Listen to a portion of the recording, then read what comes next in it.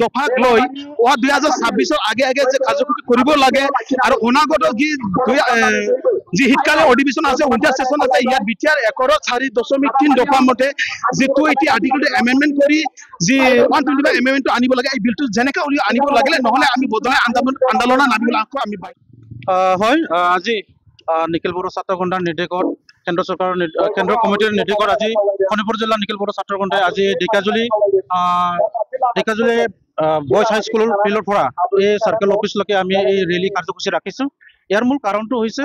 যে 2020-27 জানুৱাৰীত যি বিটিআৰ চুক্তি হৈছে এফচু এনডিএবি আৰু ইউবিপিৰ লগত আৰু এই চুক্তিৰ দ্বাৰা যি নেকি দফাবিলাক ৰূপায়ণ কৰিব লাগিছিলে অসম চৰকাৰ বা ভাৰত চৰকাৰ আজিলৈকে ৰূপায়ণ কৰিব পৰা নাই। এইটো আমাৰ কাৰণে খুব দুৰ্ভাগ্যজনক বা দুখ লগা কথা। তো আমি আশা ৰাখিছো যে আহি থকা 2026 নতুন বছৰ আগে আগে আৰু উইন্টাৰ সেশনত যি পাৰ্লিয়ামেণ্ট হ'ব আৰু আহি থকা আসাম এছেম্বলি ইলেকশ্যন আছে ইয়াৰ আগে আগে যাতে আমাৰ যি বিটিআৰ চুক্তিৰ সকলো দফাটো যাতে ৰূপায়ণ কৰে যি শোণিতপুৰ আৰু বিশ্বনাথ জিলাৰ বৃহৎ ট্ৰাইবেল এৰিয়া বা বড়ো গাঁওটো বড়োলেণ্ডত অন্তৰ্ভুক্ত কৰা আৰু আমাৰ ফৰেষ্ট ৰাইট এক্ট 2006 আইনৰ দ্বাৰা যি লেণ্ড টাইটেল চাৰ্টিফিকেট দিয়া এই লেণ্ড টাইটেলবিলাক আজিলৈকে দিবলৈ সক্ষম হোৱা নাই। তো এইবিলাক দিব লাগে আৰু 6.3 দফাৰ দ্বাৰা যি স্কুল প্ৰভিঞ্চিয়েলাইজ হ'ব লাগিছিলে এইবিলাক হোৱা নাই। তো আমি আশা ৰাখিছো যে কেন্দ্ৰীয় কমিটিৰ যি ডাইৰেক্ট ফাইনেন্স 6 মাহৰ ভিতৰত 1500 কোটি টকা বিটিসি কাউন্সিলত দিয়া কথা কিন্তু আজিলৈকে দিবলৈ সক্ষম হোৱা নাই। তো আমি কেন্দ্ৰ চৰকাৰ অসম চৰকাৰৰ দাবী ৰাখিছো যাতে অতি সোনকালে আমাৰ এই বিটিআৰ চুক্তিটো ৰূপায়ণ কৰে আৰু অনাগত দিনত যাতে আমাৰ যি কাউন্সিলৰ যি মৰ্যাদা এইটো মৰ্যাদা ৰাখিবলৈ 2026 যদি আমাৰ দাবী নামানে তেতিয়াহ'লে আমি নিখিল বড়ো ছাত্ৰ সন্থাই বদলাই আন্দোলনত আকৌ নামিবলৈ বাধ্য হ'ম। তাৰ কাৰণে আমি অসম আৰু ভাৰত চৰকাৰৰ আজি এই কাৰ্যসূচীৰ যোগেদি আমি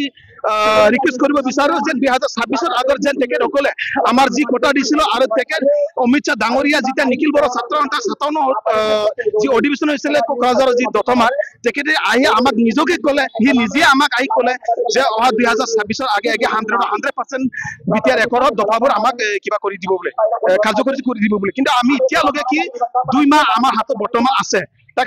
কাৰণে আমি বিশ্বাস কৰিব পৰা নাই। তাৰ কাৰণে নিখিল বড়ো ছাত্ৰ সন্থাই আজি এই কাৰ্যসূচীৰ যোগেদি আমি মেছেজ দিব বিচাৰিছে যে অহা 2 মাহৰ ভিতৰতে 2026 আগে আগে আমাৰ যি বিটিআৰ একৰৰ সকলো দফা যে কাৰ্যসূচী কৰি দিয়ে অন্যথা আমি বদলাই আন্দোলন নামিবলৈ বাধ্য হ'ম। হয় আজি নিখিল বড়ো ছাত্ৰ সন্থাই এই কাৰ্যসূচী অসমত 30টাতকৈ অধিক জিলাত বৰ্তমান লৈ আছে আৰু এই ধৰ্ণাত এই কাৰ্যসূচী এই ৰেলীত অসম আৰু ভাৰত চৰকাৰে আমাক ল'বলৈ বাধ্য কৰিছে। কাৰণ যোৱা 2020-27 জানুৱাৰীত যেতিয়া বড়োসকলৰ সকলো সমস্যা সমাধান কৰিবৰ কাৰণে